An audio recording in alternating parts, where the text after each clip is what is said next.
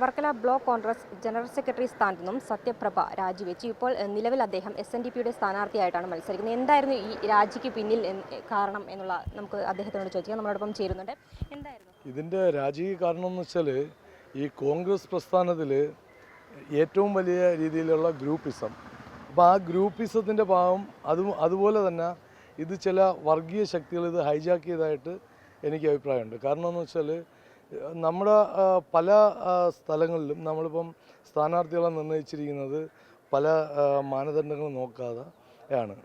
പിന്നെ രണ്ടെന്ന് പറയുന്നത് ഈ പാർട്ടിയുടെ സിസ്റ്റത്തിൽ വാർഡ് ബേസിൽ ഒരു 18 അംഗ കമ്മിറ്റി രൂപീകരിക്കണമെന്ന് പറഞ്ഞിരുന്നു. അപ്പോൾ ആ കമ്മിറ്റിയിലാണെങ്കിൽ ശരിയായിട്ട് പ്രോപ്പറായിട്ട്, അതായത് വാർഡ് കോൺഗ്രസ്സിൽ പാർട്ടിക്കാരായിട്ട് ഉള്ളവരുള്ളപ്പോൾ അവരെ പോലും ഉൾപ്പെടുത്താതെ അല്ലാതെ പുറത്തുനിന്ന് ചില ആളുകൾ ആ ലിസ്റ്റിൽ കൊണ്ടുവരികയും അവർ വാർഡ് കോൺഗ്രസ് കമ്മിറ്റിയിൽ പങ്കെടുത്ത് ഞാൻ കണ്ടിട്ടില്ല. പക്ഷേ അവരെ കൂടെ ഉൾപ്പെടുത്തി മറ്റ് പുറത്തുനിന്ന് ആൾക്കാരെ ഉൾപ്പെടുത്തി 18 വരെ തികയുകയും അവരൊരു ഭൂരിപക്ഷമായിട്ട് കൊണ്ടുവന്നിരുന്നു. അങ്ങനെ ആ തരത്തിൽ ഈ പാർട്ടി ഒരു വൃത്തികെട്ട രീതിയിൽ രാഷ്ട്രീയത്തിലേക്ക് പോയിരിക്കുകയാണ്. അപ്പം അതെന്ന് പറയുന്നത് എല്ലാ സ്ഥാനാർത്ഥികളും ജയിക്കാൻ ചാൻസ് ഉള്ള സ്ഥാനാർത്ഥികളെ പൂർണ്ണമായിട്ട് അവോയ്ഡ് ചെയ്തിരിക്കുന്നു. ഇപ്പം ഞാൻ കണ്ട ഒരു കാഴ്ചയെന്ന് വെച്ചാൽ എനിക്ക് മനസ്സിലാവുന്നതെന്ന് വെച്ചാൽ വർക്കലയിൽ ഈ മുനിസിപ്പാലിറ്റി ആയാലും പഞ്ചായത്തായാലും കോൺഗ്രസ്സിന് കിട്ടുന്ന അവസ്ഥയല്ല ഇന്നുള്ളത്. കാരണം കിട്ടാൻ ചാൻസ് ഉണ്ടായിരുന്നു, പക്ഷേ ആ ചാൻസ് പാടെ ഇല്ലാതാക്കുകയാണ് ചെയ്തത്. അത് ഈ സ്ഥാനാർത്ഥി നിർണയത്തിലൂടെ നമ്മുടെ ബഹുമാനീയനായ MLA കഹാറും അഡ്വക്കേറ്റ് ബി ഷാലി അവരുടെയൊക്കെ നേതൃത്വത്തിൽ ഇതിനെ വളരെ മോശമായിട്ട് കൊണ്ടുവന്ന നിലപാടാണുള്ളത്. ഇതിനു മുന്നേയും മറ്റൊരു ബ്ലോക്ക് ജനറൽ സെക്രട്ടറി ഇതിനൊക്കെ രാജിവെച്ച് പോയി, അവരുടെയൊക്കെ പ്രവർത്തന ഫലമായിട്ട്.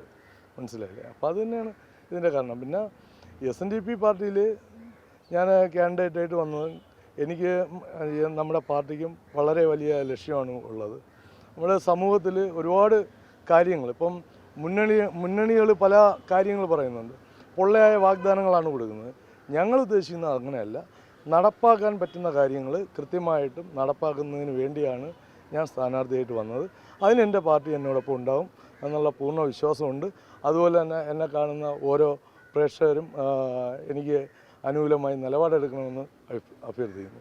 എന്തായിരിക്കും ഈ SNDP സ്ഥാനാർത്ഥിയായിട്ട് മത്സരിച്ച് വിജയിച്ചു കഴിഞ്ഞാൽ ജനങ്ങൾക്ക് വേണ്ടി ചെയ്യാൻ ഉദ്ദേശിക്കുന്നത് എന്തൊക്കെയാണ്? ജനങ്ങൾക്ക് വേണ്ടി ചെയ്യാൻ ഉദ്ദേശിക്കുന്നതെന്ന് വെച്ചാൽ നമ്മുടെ സമൂഹത്തിൽ നമ്മൾ കണ്ടുവരുന്ന വിഷയങ്ങളെന്ന് പറയുന്നത് ഇപ്പം നമ്മൾ യുവജനങ്ങൾക്ക് എത്രയോ ഇന്ന് നമ്മുടെ സമൂഹത്തിൽ യുവജനങ്ങളുണ്ടോ? ഇത് നമ്മൾ ഓരോരുത്തരും ചോദിക്കേണ്ട ചോദ്യമാണ്. സമൂഹത്തിൽ യുവജനങ്ങളുണ്ടോ? എവിടെയാണ് യുവജനമുള്ള? യുവജനമെല്ലാം വിദേശ രാജ്യങ്ങളിലേക്ക് പോവുകയാണ്. അവർക്കാർക്കും ഇവിടെ നിൽക്കാൻ താല്പര്യമില്ല. എന്താ കാരണം? ഇവിടെ സാഹചര്യമുണ്ട്. അപ്പോൾ ആ സാഹചര്യങ്ങളെ കൃത്യമായിട്ട് ഉപയോഗപ്പെടുത്താൻ ഭരണത്തിലിരിക്കുന്ന ഒരു വ്യക്തിക്കും തയ്യാറല്ല. അവർ ഇവിടെ പരസ്പരം ഒരു അണ്ടർസ്റ്റാൻഡിങ് രാഷ്ട്രീയം, ആ രാഷ്ട്രീയത്തിനപ്പുറം സമൂഹത്തിൽ ഒന്നും ചെയ്യുന്നില്ല. അപ്പം എനിക്ക് മുന്നോട്ട് വയ്ക്കാനുള്ളത്, എൻ്റെ പാർട്ടിയായിട്ട് സംസാരിച്ചിട്ടുണ്ട്. അപ്പോൾ എനിക്ക് മുന്നോട്ട് വയ്ക്കാനുള്ളത് യുവജനങ്ങളുടെ ആത്മഹത്യ കൂടുന്നു, ആരെങ്കിലും തിരക്കുന്നു. നമ്മൾ ഈ അടുത്ത സമയത്ത് കാണുന്ന എല്ലാ യുവജനങ്ങളാണ് ആത്മഹത്യ ചെയ്യുന്നത്. അതിനെക്കുറിച്ചൊരു യുവജന കമ്മീഷനുണ്ട്, ഇതിനെക്കുറിച്ച് തിരക്കുന്നില്ല. അപ്പം എനിക്ക് മുന്നോട്ട് വയ്ക്കാനുള്ളതെന്ന് വെച്ചാൽ കൃത്യമായും യുവജനങ്ങളുടെ പ്രശ്നങ്ങൾ മനസ്സിലാക്കി തൊഴിൽ സാധ്യതകൾ ഒരുപാടുണ്ട്, അനന്തമായ തൊഴിൽ സാധ്യത ഇവിടെയുണ്ട്. പക്ഷേ അതിനെ വ്യക്തമായിട്ട് മനസ്സിലാക്കാത്തത് കൊണ്ടും അതിനെ പഠിക്കാത്തത് കൊണ്ടാണ് നമുക്കത് നടപ്പാക്കാൻ പറ്റാതെ പോകുന്നത്. അപ്പോൾ അതിനെ കൃത്യമായി ഇംപ്ലിമെൻറ്റ് ചെയ്യാൻ വേണ്ടിയുള്ള ശ്രമമാണ് SNDP പാർട്ടിയിലൂടെ ഞങ്ങൾ മുന്നോട്ട് വെച്ചിരിക്കുന്നത്. ഈ രാജിവെക്കുന്നതിൽ നിന്ന് കോൺഗ്രസിൻ്റെ നേതൃത്വത്തെ അറിയിച്ചപ്പോൾ എന്തായിരുന്നു അവരുടെ ഒരു പ്രതികരണം? കോൺഗ്രസ് നേതൃത്വത്തിൽ അറിയിച്ചതെന്ന് വെച്ചാൽ ഇത് ശരിക്കും ഈ രാജി ഇപ്പോഴും ഈ ഒരു സീറ്റിൻ്റെ വിഷയത്തിൽ അവസാനിച്ചു എന്നുള്ളതേ ഉള്ളൂ. ശരിക്കും ഈ പാർട്ടിയിൽ രാഹുൽ ഗാന്ധി മുതൽ നമ്മുടെ KPCC പ്രസിഡന്റ് വരെ ഉള്ളവർക്ക് ഇതിൻ്റെ പരാതികൾ കൊടുത്തു, DCC പ്രസിഡന്റിന് പരാതി കൊടുത്തു, ഒരു ഉപയോഗമില്ല. ഈ പാർട്ടി ഇതൊരു സിസ്റ്റം ഇങ്ങനെ നിലനിന്ന് പോകുന്ന ആരുടെയൊക്കെയോ ഇങ്ങനെ കുടുംബവാഴ്ചയിലൂടെ അങ്ങ് പൊയ്ക്കൊണ്ടിരിക്കുന്നു എന്നുള്ള അല്ലാതെ ഇത് നിങ്ങൾ നോക്കണം. രാഹുൽ ഗാന്ധിക്ക് അയച്ച പരാതിയിൽ കൃത്യമായിട്ട് ഈ വിഷയങ്ങളെല്ലാം മെൻഷൻ ചെയ്തിരുന്നു. പക്ഷേ ഇതിനെക്കുറിച്ച് യാതൊരുവിധ റിപ്ലൈയും ഇല്ല. കാരണം ഇത് മാസങ്ങൾക്ക് മുന്നേ ഇവിടെ ഇങ്ങനെയാണ് പോകുന്നതെന്ന് ഞാൻ പറഞ്ഞിട്ടുണ്ടായിരുന്നു.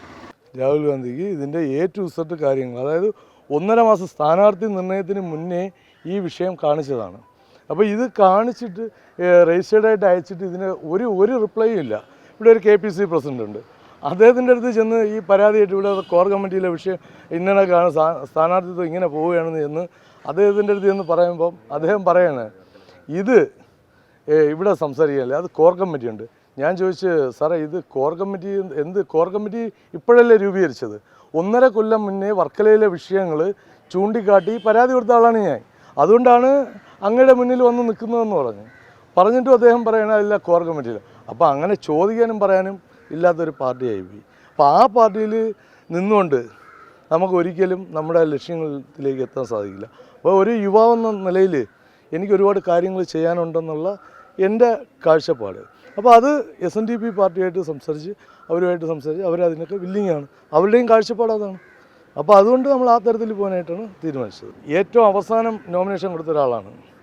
അപ്പം ഞാൻ മത്സരിക്കുന്നത് ബ്ലോക്ക് തലത്തിലാണ്. ബ്ലോക്ക് തലത്തിലെന്ന് പറയുമ്പം ഈ ചെമ്മരുതി പഞ്ചായത്തിലെ 5 വാർഡുകളും ഇലവോൺ പഞ്ചായത്തിലെ 3 വാർഡുകളും അടങ്ങുന്ന അങ്ങനെ മൊത്തം 8 വാർഡുകളാണ്. അപ്പോൾ ഒരു വൈഡ് ഏരിയയാണ്.